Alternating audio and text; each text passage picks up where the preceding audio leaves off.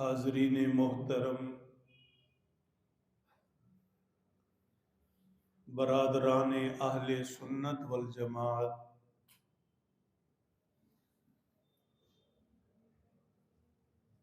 अल्लाह जल्ल शानुहु के फजल व करम से मुझे और आपको जुमा का सजदा नसीब हो रहा है।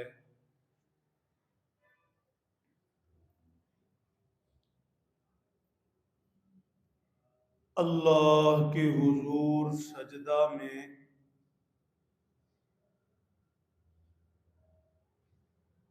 बंदों को क्या कुछ मिलता है, क्या कुछ ले सकते हैं, अगर बंदों को मालूम हो जाए तो कभी सजदे से सर न उठाएं।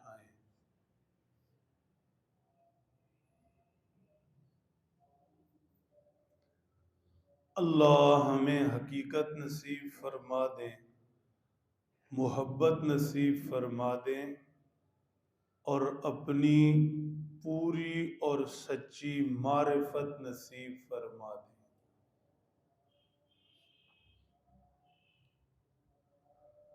मेरे मोहतरम दोस्तों, इस्लामी हिजरी कैलेंडर पर आज रजब की 13 तारीख है। हुस्न इत्तेफाक से आज ही के दिन फातिह खैबर बाबुल इल्म शेर खुदा खलीफा चहारम सैयदना हजरत अलीउल मुर्तज़ा रज़ी अल्लाह ताला अन्हु दुनिया में तशरीफ लाए।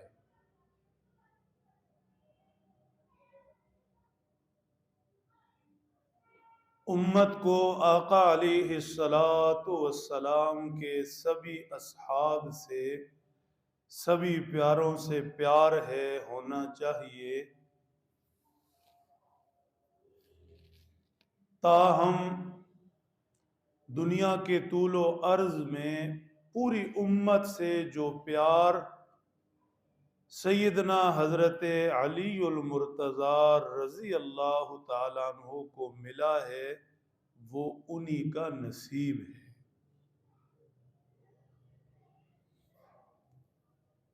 ये खुदा की तकसीम होती है, किस्मत की बातें होती हैं।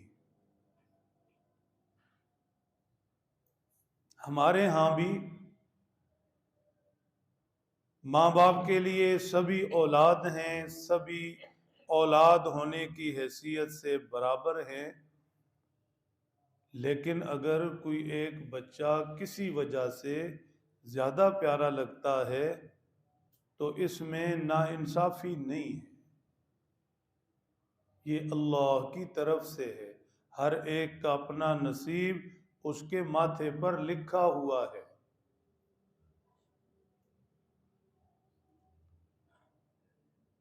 फजीलतें अपनी जगह पर, ताहम सैयदना हजरत अलीउल मुर्तज़ा रज़ी अल्लाह ताला अन्हु को उम्मत में जो कबूलियत, मकबूलियत, मरकजियत, फजीलत, अजमत और प्यार मिला, वो आपका नसीब है। ये रुतबा बुलंद मिला जिसे मिल गया, हर मुद्दई के वास्ते दारो रसन कहा।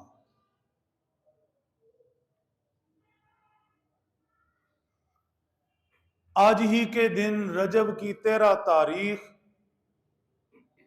ख्वाजा अबू तालिब और फातिमा बिनते असद के यहाँ हजरत अलीउल मुर्तज़ा रज़ी अल्लाह ताला अन्हु की विलादत हुई।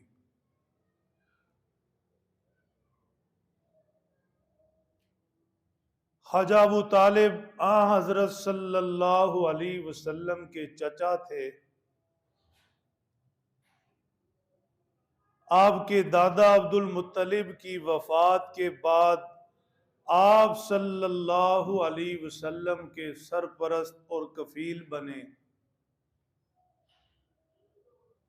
अपने बच्चों से बढ़कर प्यार दिया।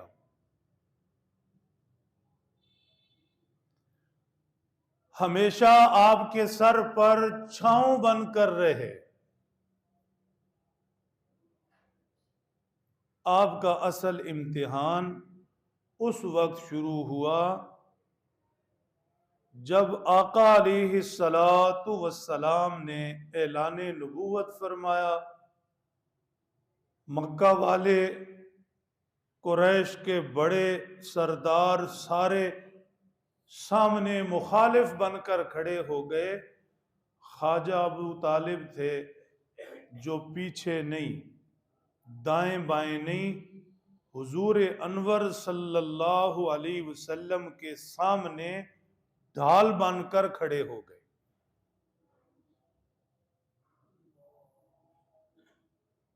मुशरिकीन मक्का की तरफ से कड़वी कसीली भी सुनी, मुश्किलात भी उठाई, अपने कुंबे कबीले को आजमाइशों में भी डाला। हत्ता के 7 हिजरी से लेकर 7 नबवी से लेकर 10 नबवी तक मुशरिकीन मक्का ने आका अलैहिस्सलातु वस्सलाम से जो बाइकआउट किया, इनसे कोई लेन देन नहीं होगा, आबादी से बाहर निकाल दिया गया।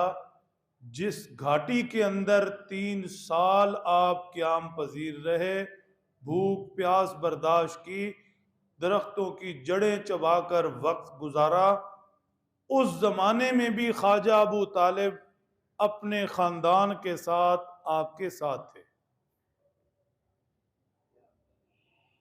उस घाटी को, उस वादी को शाब अबी तालिब कहते हैं। ये भी अजीब ही इत्तेफाक है। 6 बरस की उम्र से भतीजे के सर पे हाथ रखा। नबूवत, ऐलाने नबूवत से पहले 36 साल आपके सरपरस्त रहे। ऐलाने नबूवत हुआ, ऐलाने नबूवत के बाद भी आपके साथ रहे, ढाल बने रहे, मुशरिकीन मक्का की मुखालफत उठाई, जुल्म बर्दाश्त किया, लेकिन किस्मत में कलमा नहीं था।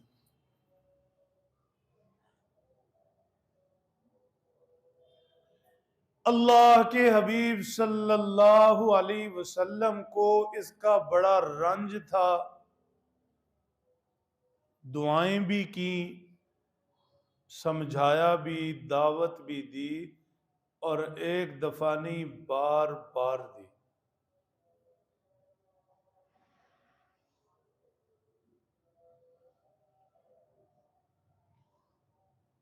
हत्ता के आखिर में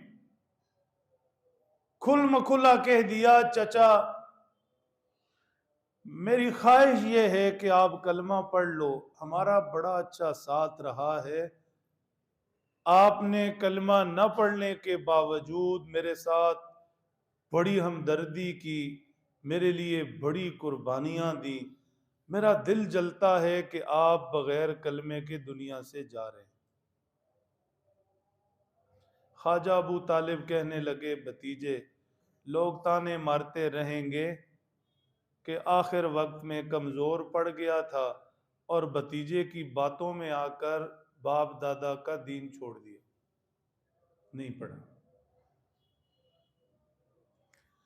अल्लाह के हबीब सल्लल्लाहु अलैहि वसल्लम इस कदर रंजीदा हुए, इस कदर रंजीदा हुए, खुदावंदे कुद्दूस ने कुरान उतारा।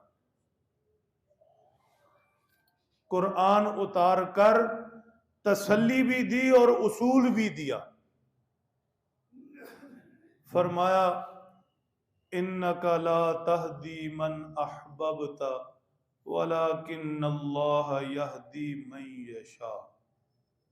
ये आयत उस मौका पर उतरी।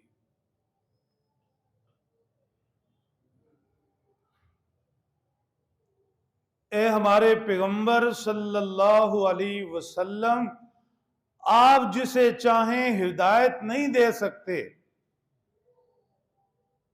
वलाकिन अल्लाह यहदी मन यशा, जिसे अल्लाह चाहते हैं उसे हिदायत देते हैं। ये उसूल है, ये ज़ाब्ता है, ये शुरू से तय कर रखा है। आपका काम तबलीग, दावत, बात सामने रखना, पहुंचाना, समझाना। वो बात दिल में उतरती है या नहीं, उसका कोई नतीजा निकलता है या नहीं, आप उसके जिम्मेदार नहीं। आपने बात पहुंचा दी। मन शाअ फलयुमिन व मन शाअ फलयकफुर। अब जो चाहे ईमान लाए और जो चाहे इनकार करे। गुजरांवाला जमात के साथ थे, एक बुजुर्ग से मुलाकात हुई। उस बेचारे के दिल में सदियों से भड़ास थी। वो मेरे पास बैठ गया, दोस्तों के पास बैठा, वो मेरे पास ले आए। तो मैंने उससे कहा कि आपके दिल में जितनी बातें हैं ना, वो सारी आप करें, मैं नाराज नहीं हूं। फिर उसने सारी की है। उसने कहा, ये जमाने से आप तबलीगें कर रहे हैं, इसका नतीजा क्या है, फायदा क्या है? लोग झूठ उसी तरह बोल रहे हैं, बाजारों के अंदर वही मामलात हैं, तो आपके ये कहने का क्या नतीजा है? उस बुजुर्ग की आधे घंटे की तकरीर मैंने सुनी और बड़े खंदा पेशानी से सुनी। फिर मैंने उनसे सवाल किया, जमशेद साहब, ये बात जो आप मुझे फरमा रहे हैं, मुझसे पहले कितने लोगों से कही है? कहता जी क्या मतलब? मैंने कहा, जब भी जमात आए तो आप इस तरह उनको समझाते होंगे ना माशाल्लाह। कहता जी बिल्कुल। तो मैंने कहा, आपकी इस बातचीत का किसी जमात पर असर हुआ है? कहता जी नहीं। तो मैंने कहा, जब आप अपनी बात कहनी नहीं छोड़ रहे, असर नहीं हो रहा, तो आप फिर क्यों करते हैं, मेहमानों को परेशान करते हैं? नहीं, जब आपकी अपनी बात का कोई असर नहीं, तो जो जमात आए उसे परेशान क्यों करते हैं? हमारी बात का भी असर हो या ना हो, हमने तो करनी है। फिर खैर लंबी चौड़ी बात हुई, सैयदना हजरत नूह की मिसाल दी। 950 साल, थोड़ा अरसा नहीं, 9.5 सदियां, 70 के करीब लोग सिर्फ पैगंबर की दावत पर ईमान लाए। 950 सदियां, जिसमें घर के लोग भी ईमान नहीं लाए। समझा ये रहा हूं, अल्लाह ने उसूल तय किया है, तबलीग करने वाला, नमाज का कहने वाला, अल्लाह की तरफ बुलाने वाला, कोई पाक पैगंबर हो या हम जैसा गुनाहगार मिस्कीन, उसके जिम्मे सिर्फ बात करनी है, समझाना है, दावत देनी है। हिदायत वो अल्लाह ने अपने इख्तियार में रखी है। इसको जरा एक और जाविये से देख लें, लुत्फ भी आएगा, समझ भी आएगी। अगरचे सबको ना समझ आएगी ना लुत्फ आएगा। पूरी तवज्जो। आप जिसके साथ ताल्लुक बनाना चाहें, किसी के मजबूर करने से बनाते हैं या अपने चाहने से? जी, कोई अगर आपको मजबूर करे कि नहीं भाई इसके साथ ताल्लुक बना लें, दोस्ती बना लें, बैठा उठा करें, आप बनाएंगे? नहीं बनाएंगे। कब बनाएंगे? जब आप चाहेंगे।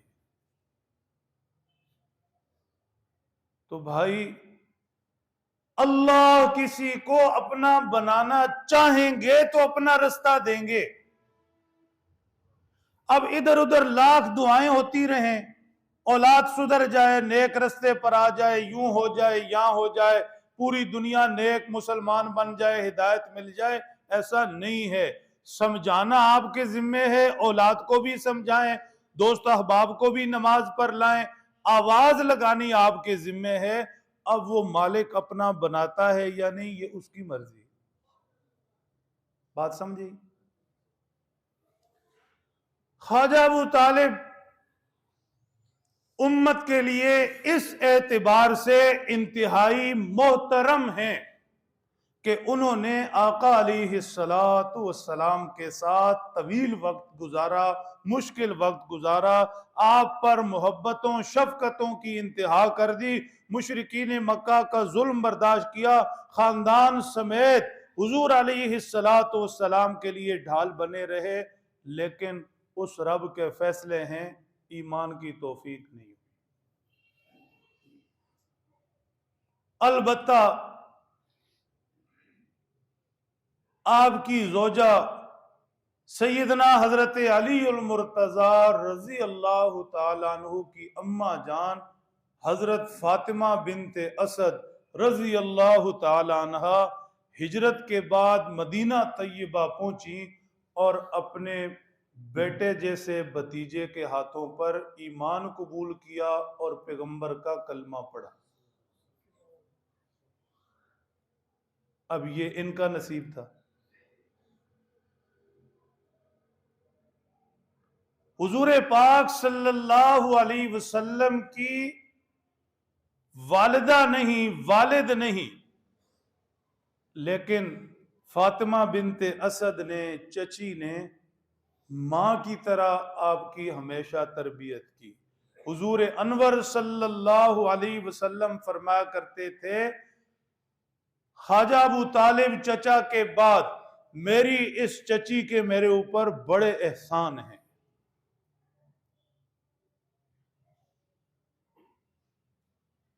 हर चीज के अंदर नफा होता है। नौजवान बच्चे हैं, बज़ाहिर इनके सामने बड़ी जिंदगी है। रिश्तों की कदर करें, रिश्तों को पहचानें। हर रिश्ते में कुदरत ने एक अजब ही लुत्फ रखा है, अजब ही मिठास रखी है। बंदा जब बीमार हो जाए, मुंह के जायके कुदरत छीन लेती है, समझ नहीं आती मीठा क्या और कड़वा क्या। ऐसे ही जब बंदा इंसान अंदर से बिगड़ जाता है, फिर उसे रिश्तों की मिठास का पता नहीं चलता। अगर रिश्तों की मिठास नसीब नहीं है, चचा क्या है, ताया क्या है, दादा क्या है, बहन क्या है, भाई क्या है, सारे रिश्ते, तो फिर ये तय कर लें कि मैं अंदर से इंसान नहीं हूं, बिगड़ा हूं, बीमार हूं। इंसान तो क्या, जानवर भी रिश्ते एक दूसरे को देखकर अपनाइयत का इजहार करते हैं। जिसे हम गधा कहते हैं, कभी उसके करीब जाएं और देखें कि वो अपनी औलाद के साथ कैसे लाड करता है।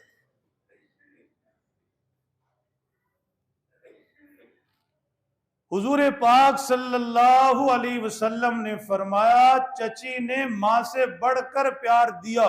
इसलिए जब फातिमा बिनते असद दुनिया से रुखसत हुई तो पैगंबर अनवर सल्लल्लाहु अलैहि वसल्लम ने अपना मुबारक कुर्ता इनको दिया कि मेरी चची को मेरे कुर्ते का कफन पहनाया।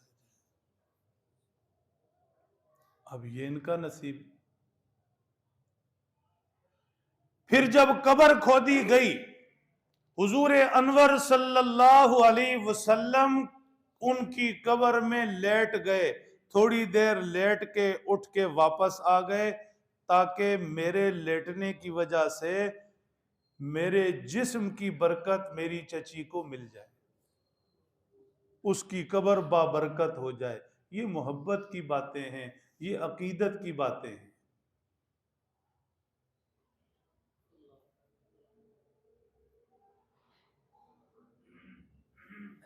हुजूर पाक सल्लल्लाहु अलैहि वसल्लम ने और आपके चचा हजरत अब्बास ने देखा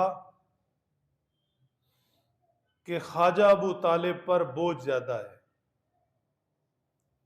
कसीरुल अयाल हैं, बच्चे ज्यादा हैं, माली तंगी का शिकार हैं, घर का गुजर बसर मुश्किल से हो रहा है, और अब खैर से हम कारोबार कर रहे हैं, तिजारत शुरू है, लिहाजा हमें उनका हाथ बटाना चाहिए।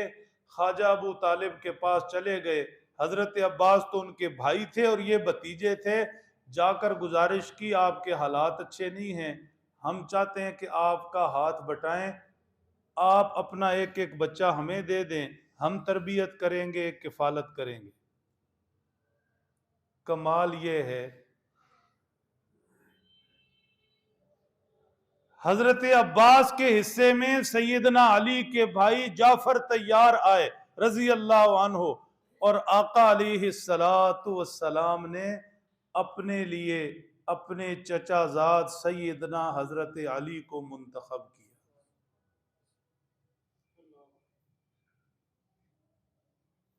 फिर परवरिश फरमाई, किफालत में रखा।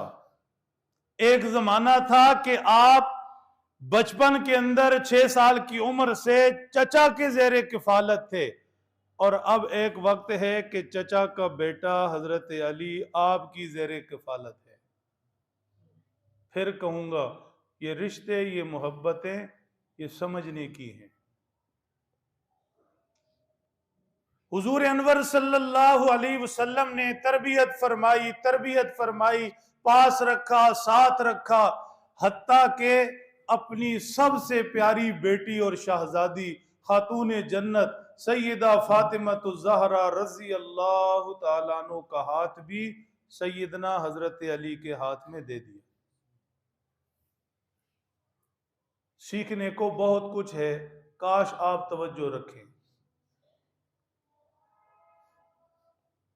हजरत अबू बकर ने भी, सैयदना हजरत उमर ने भी रजी अल्लाह तआला अन्हुमा खिदमत अक़दस में अर्ज की थी कि हमें हजरत फातिमा का रिश्ता दे दें।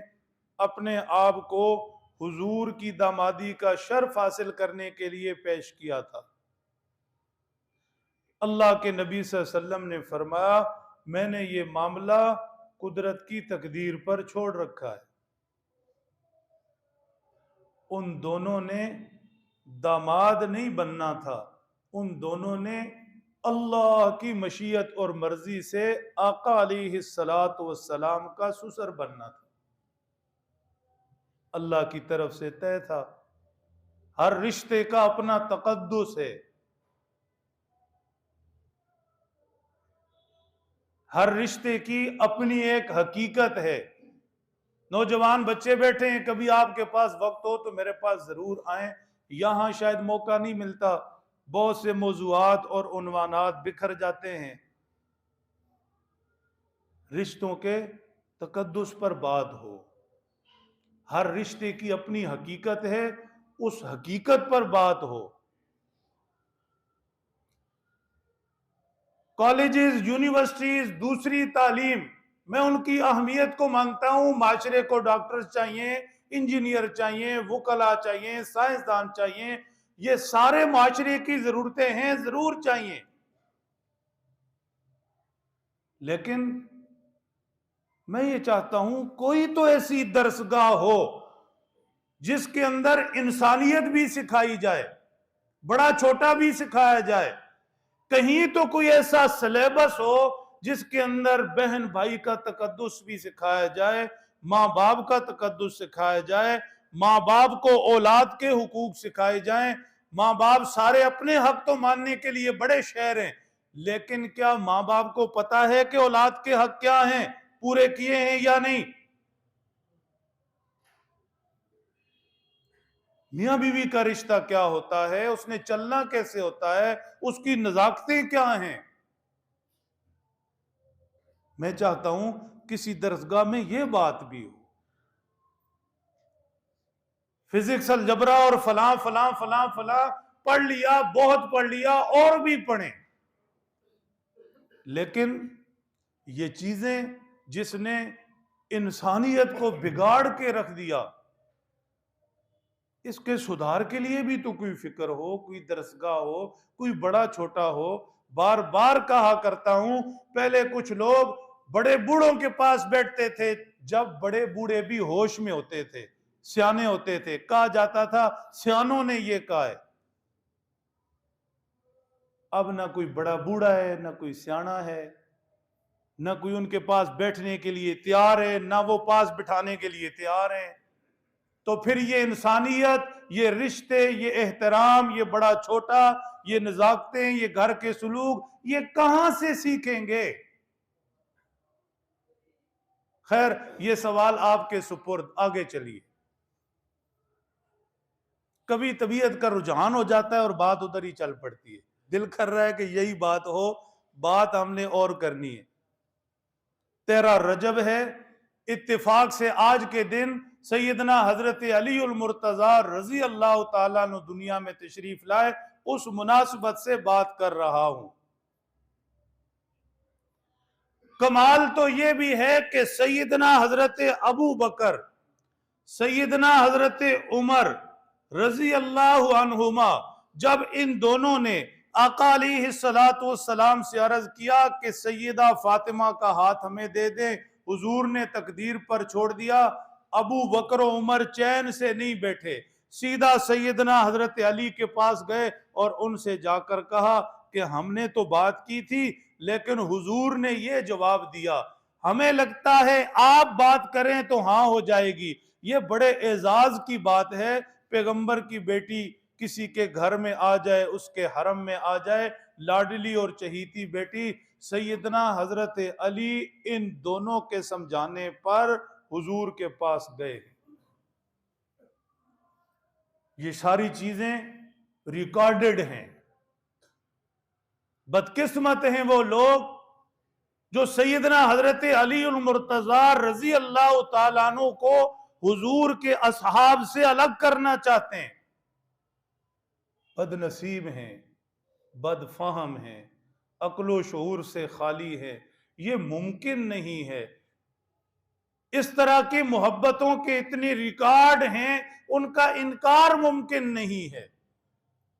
सैयदा फातिमा से सैयदना अली का जो निकाह हुआ, हजरत अबू बकर उमर के कहने पर हुआ, और हक के महर की रकम सैयदना हजरत उस्मान ने अली के हाथ पर रखी।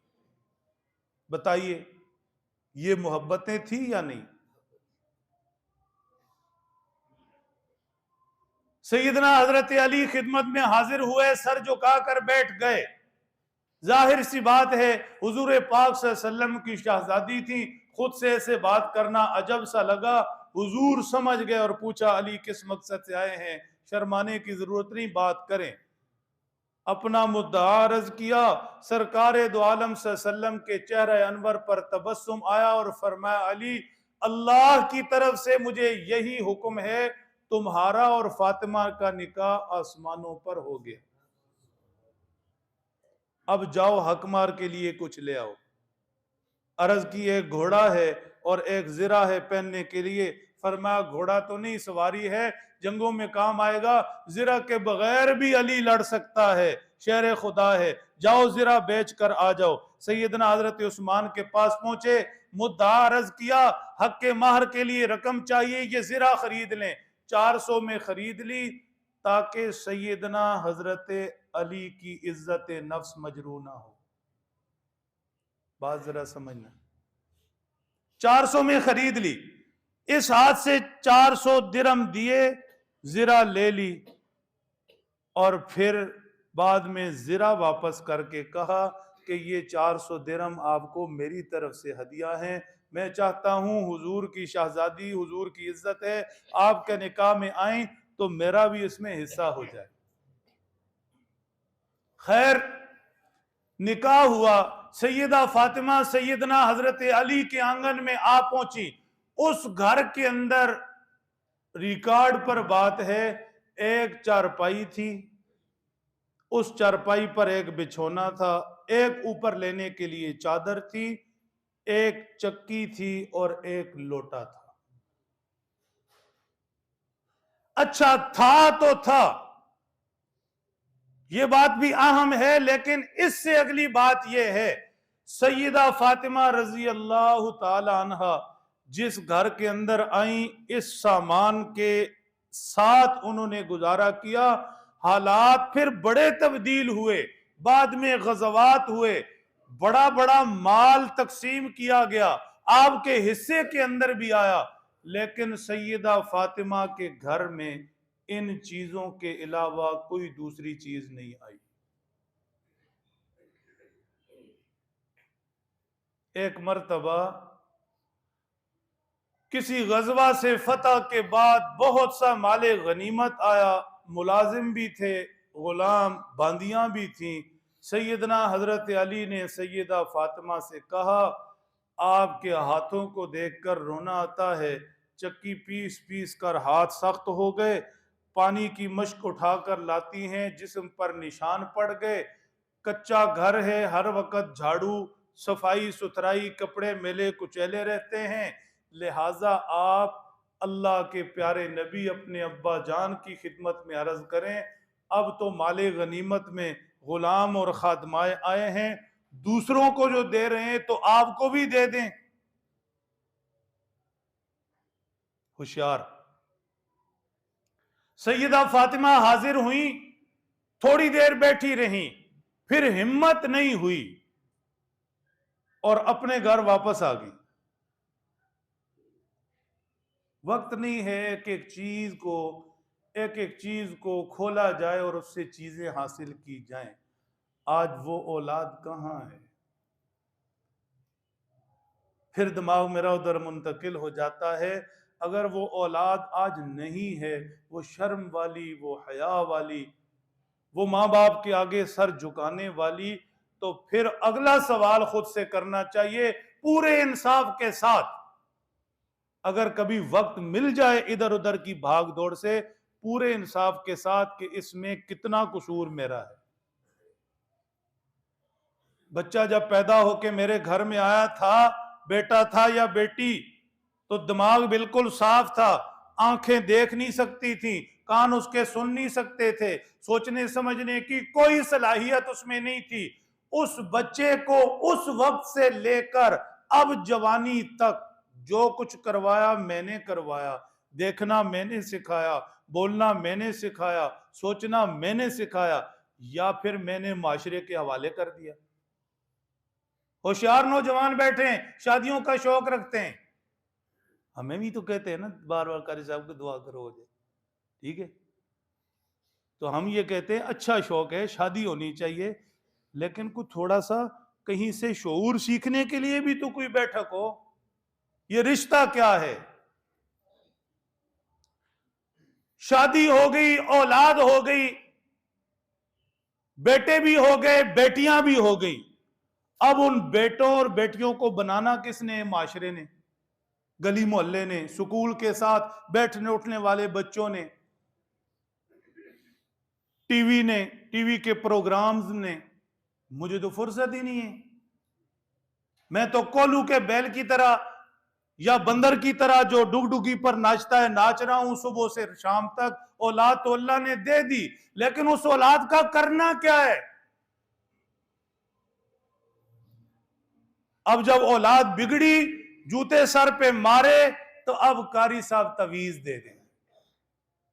ओ भाई, हम तो देते हैं तवीज, मुफ्त देते हैं, लेकिन मसला तो यह है कि ये 22 साल 23 साल बिगाड़ बिगाड़ कर किया क्या है? इसलिए अर्ज कर रहा हूं, बार बार अर्ज कर रहा हूं, सर नाजिम साहब तवज्जो दें, आपका शोबा है, तालीम बहुत जरूरी है, मुझे उससे इनकार नहीं है, लेकिन ये चीजें कौन सिखाएगा? ये किस दरसगाह से सीखेंगे? माशरे के सुपुर्द करेंगे? औलाद पैदा हो गई, बाप को तो पता ही नहीं, उसके पास टाइम नहीं है, मां के पास भी टाइम नहीं है, स्कूल में डाल दिया, बोलना नहीं आता स्कूल में डाल दिया, अब स्कूल में साथ बैठने वाले बच्चे हैं, टीचर हैं, थोड़ा बड़ा होगा गली मोहल्ले में खेलेगा, जो दिमाग बनता जाएगा बनता जाएगा। ये उसकी किस्मत है कि साथ बैठने वाला कैसा मिलता है। जवान हो गया, साथ बैठने वाला नशई मिलता है, कैसा मिलता है, ये उसकी किस्मत है। हमारा फरीजा क्या है? इसलिए मैं सवाल उठा रहा हूं, आपके पास छोड़ रहा हूं। बात बड़ी कीमती थी, सैयदना हजरत अली का तज़किरा, चलो उसकी बरकत से ये कीमती बात हो गई।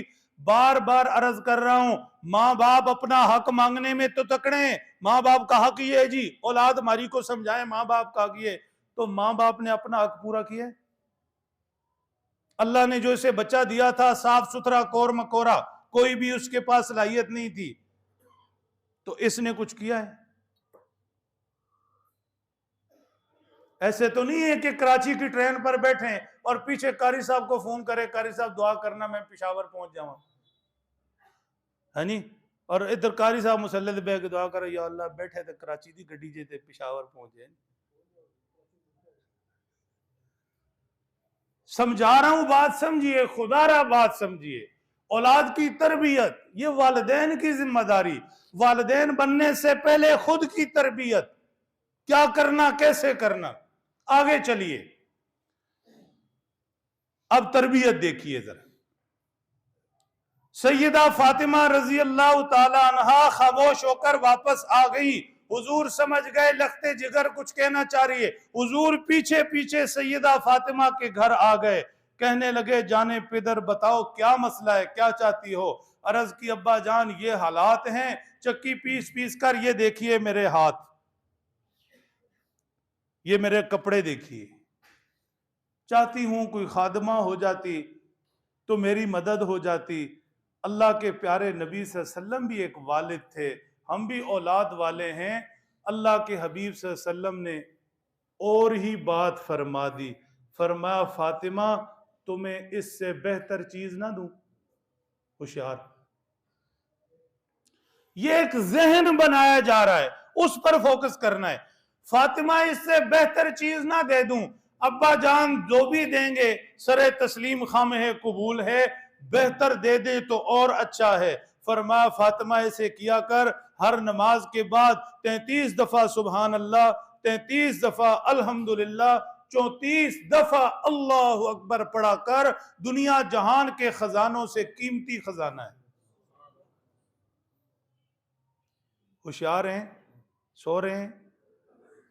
मांग क्या रही है खादिमा, दूसरे लफ्जों में मांग क्या रही है, सहूलत, सहूलत मांग रही है।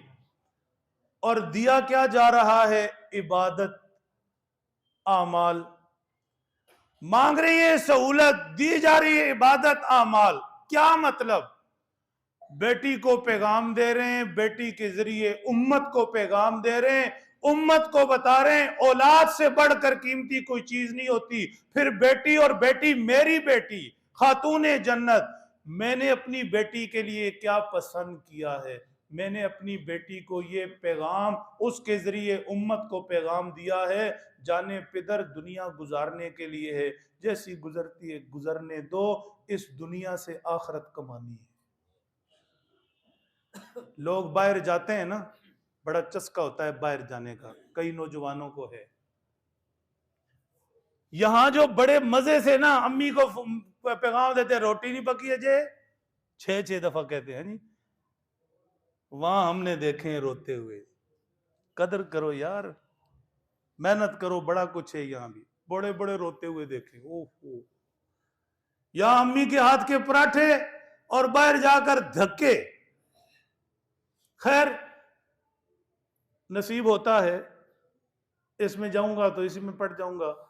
समझा ये रहा हूं, बाहर लोग जाते हैं फिर कुर्बानियां देते हैं, बचत करते हैं, थोड़ी थोड़ी बचत बचत बचत, ठीक ऐसे ही नहीं चलता। चलो या ना चले, को 2-4 साल रहेंगे, कुछ कमा के ले जाएंगे, खाने पीने में बचत बचत बचत, हर चीज में करते हैं। किसी को तजर्बा है नहीं? चुंगी तो बाहर निकलोगे तो ऐसे होता है। वो क्यों होता है, बात समझिएगा जरा, बात बड़ी है। ऐसे क्यों करते हैं? कहते हैं भाई हम यहां कमाने के लिए आए, ऐश करने नहीं आए। वो कमाते हैं, मुशक्कत करते हैं, बर्दाश्त करते हैं, भूख काटते हैं, जिस्म सारा ओवर टाइम सारा। क्यों कहते हैं? कहते हैं थोड़ा सा वक्त है, कमाने के लिए आए, कुछ कमा कर ले जाएंगे, आगे चलकर कारोबार करेंगे, मजे से रहेंगे। अल्लाह के प्यारे नबी सल्लल्लाहु अलैहि वसल्लम ने अपनी शहजादी और उनके जरिए उम्मत को बताया, मेरी लख्ते जिगर ये दुनिया तो गुजारने के लिए है, इस दुनिया से आखिरत कमानी है। चला लो चक्की, कोई बात नहीं। ये उंगलियां जिनके पोरों पर चक्की चलाने से निशान पड़ गए, इन उंगलियों को गवाह बनाओ। सुभान अल्लाह, अल्हम्दुलिल्लाह, अल्लाहु अकबर। सैयदा फातिमा को वो चीज दी, उनकी वजह से उम्मत को ये तस्बीहात मिली। इन तस्बीहात को तस्बीहात फातिमा कहते हैं। क्या दुनिया का कोई कैलकुलेटर ऐसा है जो बताए कि हर फर्ज नमाज के बाद पूरी उम्मत कितनी दफा सुभान अल्लाह पढ़ती होगी?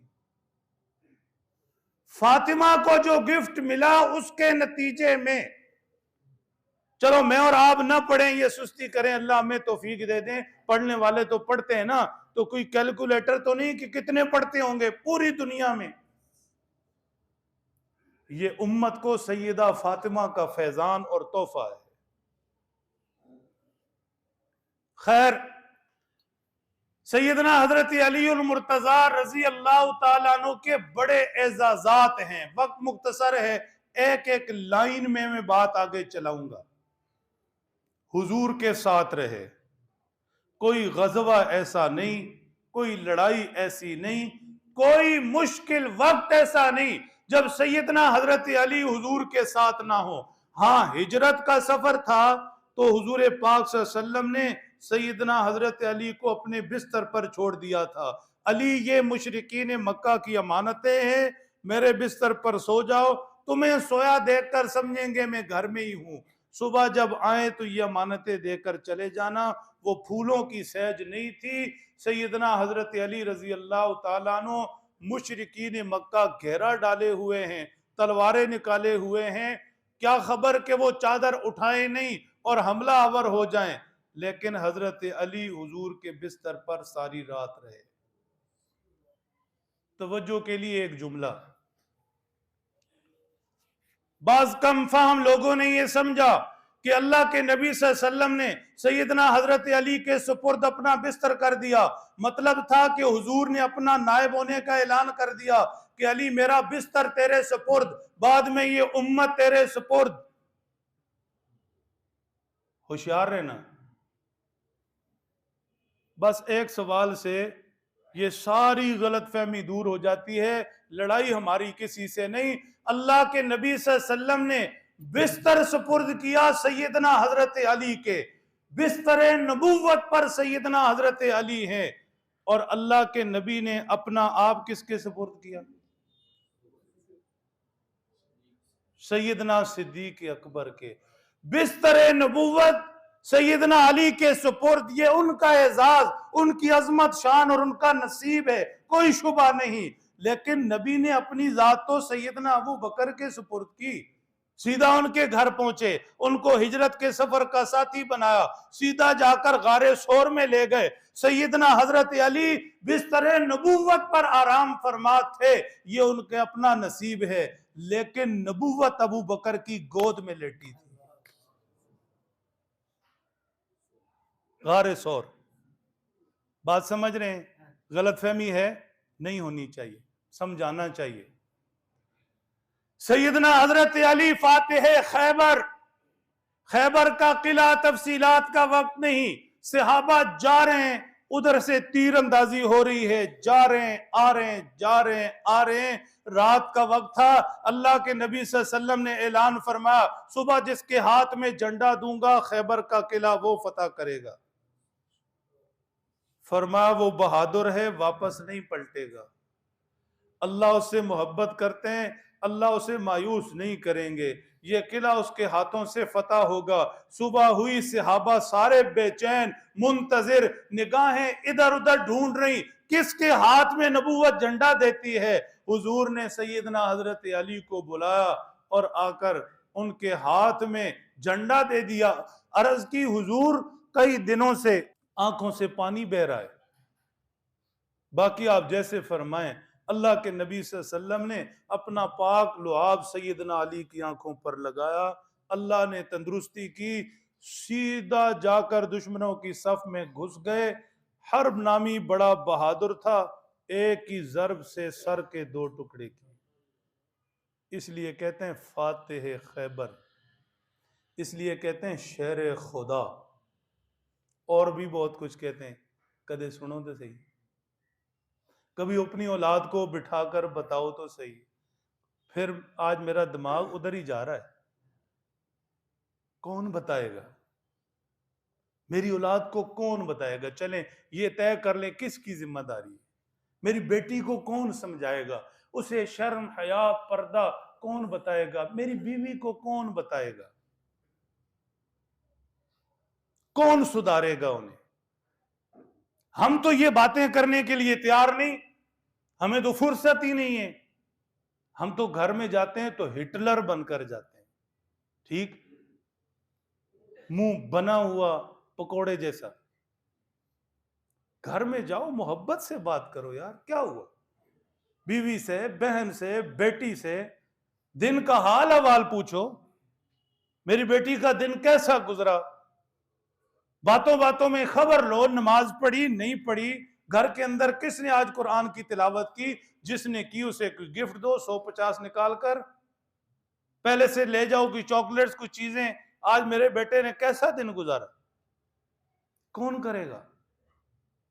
निकलो इस 1000-1500 की गेम से, निकलो इस पकोड़े समोसों से, निकलो इस शुगल तमाशों से। अल्लाह ने औलाद दी, घर बार दिया, उसकी फिक्र करें। बात बिगड़ रही है, हालात बिगड़ रहे हैं, मैं रोज मामले सुन रहा हूं, लोगों से ही सुन रहा हूं, संभालें खुद को। सैयदना हजरत अली उल मुर्तजा रजी अल्लाह तआला अन्हु, अल्लाह के नबी सल्लल्लाहु अलैहि वसल्लम के विसाल के बाद 3 खुलफा, सैयदना अबू बकर, सैयदना उमर, सैयदना उस्मान, 24 साल ये 3 खुलफा 24 साल उम्मत की क़यादत करते रहे। सैयदना अली ने इनकी इमामत में पीछे खड़े होकर नमाजें पढ़ी, उनके हाथ पर बैत की, उनके मुशीर रहे, उनके साथ साथ रहे। और ये ऐसी हकीकत है कि इसका कोई इनकार नहीं कर सकता। अल्लाह के नबी सल्लल्लाहु अलैहि वसल्लम के विसाल के बाद 24 साल पूरे, हजरत अबू बकर का जमाना 2 से 3 साल के दरमियान, सैयदना उमर का जमाना 10 के करीब, फिर सैयदना हजरत उस्मान का जमाना 24 साल पूरे। किसी ने पूछा अमीरुल मोमिनीन आप खलीफा क्या बने, लड़ाइयां ही खत्म नहीं हो रही। अबू बकर थे अमन था, उमर थे अमन था, उस्मान थे अमन था। और आपके जमाने में बड़ी कमाल की बात कही, नौजवानों कहीं जाकर ये लिख लो अगर वक्त मिले तो। सैयदना हजरत अली ने फरमाया पहले तीनों का वक्त अच्छा गुजर गया, अमन से गुजर गया, तरक्की थी, हर तरफ इस्लामी लश्कर फुतूहात ला रहे थे। उसकी वजह यह थी कि उनको मशवरा देने वाला अली था और मुझे मशवरा देने वाले तुम। दोस्तों का इंतखाब करें, नौजवानों से कह रहा हूं, मशवरा देने वालों का इंतखाब करें। आज दोस्ती इस चीज का नाम है कि बुराई में सहूलतकार हो। सहूलतकार का लफ्ज निकाला है ना गुज़िश्ता थोड़े अरसे में मीडिया ने, अच्छा लफ्ज है बहुत सी चीजें समझाने के लिए।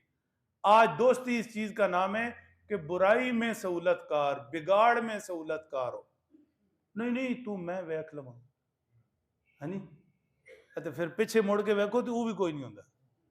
ये बच्चों से कह रहा हूं, नौजवानों से कह रहा हूं, अच्छी तरह समझ लें, दोस्तों के इंतखाब में गलती ना करें। कोई मुखलिस हमदर्द जिंदगी में चुन लें जिसके पास इल्म भी हो, समझता हो और आपके साथ मुखलिस भी हो। अगर मुखलिस नहीं और सियाना ज्यादा है, यह भी खतरनाक है, ये भी बता रहा हूं बच्चों, तुम्हें बता रहा हूं। अगर मुखलिस नहीं ना, अंदरों टिड्डों तोड़े नाल अच्छा नहीं, बजायर सियाना बड़ा है, पढ़ा ना ना ना दूर पा जाओ, इसको फिर जट ठीक जे। अनपढ़ सियाना भी हो और दिल से मुखलिस भी हो, फिर आपको अच्छा मशवरा देगा, आपके घर के मुतालिक, दीन दुनिया के मुतालिक हर एतबार से मशवरा जिससे लो उसकी पहले परख कर लो। सैयदना हजरत अली ने बड़ी बात कह दी, फरमाया 24 साल अमन से गुजरे इसलिए कि मुशीर में था। कई दफा मशवरे मैंने दिए, सैयदना उमर जैसे ने कहा लौला अलीयुन लहलका उमर, अली अगर आज आप ना होते, मुझे मशवरा न देते तो मैं तो बर्बाद हो गया था। ये हजरत उमर ने कहा। वक्त शहादत आन पहुंचा, सैयदना हजरत अली 17 रमजान था, कूफा की जामे मस्जिद में फजर की नमाज के लिए जा रहे थे, एक खारजी बदबख्त ने हमला किया। 21 रमजानुल मुबारक तक आप हयात रहे, शदीद जख्मी थे। इस दौरान जो आपने अपने शाहजादों, जन्नत के जवानों, सैयदना हजरत इमाम हसन और हुसैन रजी अल्लाह ताला अन्हुमा को जो वसीयतें की, कभी आपके पास वक्त हो मैं लिखवा दूंगा। कमाल की वसीयतें, बगैर किसी तबसरा के या वजात के या उन वसीयतों को खोलने के 4 वसीयतें आपको गिफ्ट कर रहा हूं, लेकिन इन पर बात कोई नहीं करूंगा, जो होशियारी से सुनेगा बड़ा कुछ मिल जाएगा। नंबर 1, वक्त शहादत है, दुनिया से जा रहे हैं, बाबुल इल्म है, बाबुल इल्म, इल्म का दरवाजा। और अपने बच्चों से बढ़कर प्यार किसी से नहीं होता। बच्चे भी जन्नत के जवानों के सरदार हुजूर के लाडले नवासे, उनको पास बिठाकर वसीयत कर रहे हैं। पहली वसीयत ये कि अब लफ्ज नहीं है, अरबी बिल्कुल नहीं पढ़ूंगा, अरबी पढ़ूं तो उसमें बड़ा लुत्फ है, फिर मैं खुद लुत्फ में चढ़ा गया तो थोड़ा टाइम हो जाएगा और ओवर, इसलिए उर्दू कर रहा हूं। पहली वसीयत ये कि मेरे शहजादों अल्लाह से डरते रहना। अब एक जुमला कह दूं, हाँ जी, जड़ी औलाद डरना छोड़ देना बड़ी टीठ हो जाती है और बड़ी बिगड़ती है, खुद भी बिगड़ती है, दूसरों को भी बिगाड़ती है। ऐसे ही बंदा भी जब गुनाहगार होना और चीज है, मैं भी गुनाहगार हूं, अल्लाह हम सबको माफ फरमा दें। गुनाहगार है लेकिन डरता रहे, टीठ ना बने, चतर ना बने, उसके लिए माफी नहीं होती, सुधार नहीं होता, वापसी नहीं होती। लेकिन जो बंदा गुनाहगार भी है लेकिन डरता है, डर रहा है, डर रहा है, डर रहा है, वापस आ जाएगा, इंशाअल्लाह सुधर जाएगा। तो फरमाया मेरे बच्चों अल्लाह से डरते रहना। दूसरी वसीयत ये की मेरे बच्चों हक बात करने में, सच बात करने में कभी किसी की परवाह नहीं करना। तीसरी बात ये फरमाई मेरे बच्चों कभी देखो तमाशा जुल्म का तो जालिम के साथ न खड़े होना, मजलूम के साथ। बातें तो बड़ी हैं, अफसोस खोल नहीं सकता। चौथी बात यह फरमाई शेर खुदा हजरत अली उल मुर्तजा वक्त शहादत दुनिया से रुखसत हो रहे हैं, जन्नत के जवानों अपने शाहजादों से कह रहे हैं मेरे बच्चों जो अल्लाह तुम्हें ना दे उस पर अल्लाह से नाराज नहीं, जो तुम्हें अल्लाह ना दे उसके पीछे पड़ना नहीं, उसकी तकसीम पे राजी रहना। क्या समझते हैं सैयदना हजरत अली के इस इरशाद पर आज उम्मत आ जाए, मैं और आप आ जाए, हमारे सारे रोग ही खत्म हो जाएं। हमारी जिंदगियों में डिस्टरबेंस क्यों है? सोने वालों को सलाम, इस नाजुक वक्त में सो रहे हैं। हमारी जिंदगियों में ये डिस्टरबेंस सारी क्यों है? क्यों पागल हुए पड़े हैं? क्यों उलझ रहे हैं? क्यों कुछ भी पूरा नहीं हो रहा? क्यों सारा कुछ होने के बावजूद भी भूखे हैं? क्यों बेचैन, क्यों पुरसुकून है? ये इसलिए कि जो अल्लाह नहीं दे रहा उसके पीछे पड़े।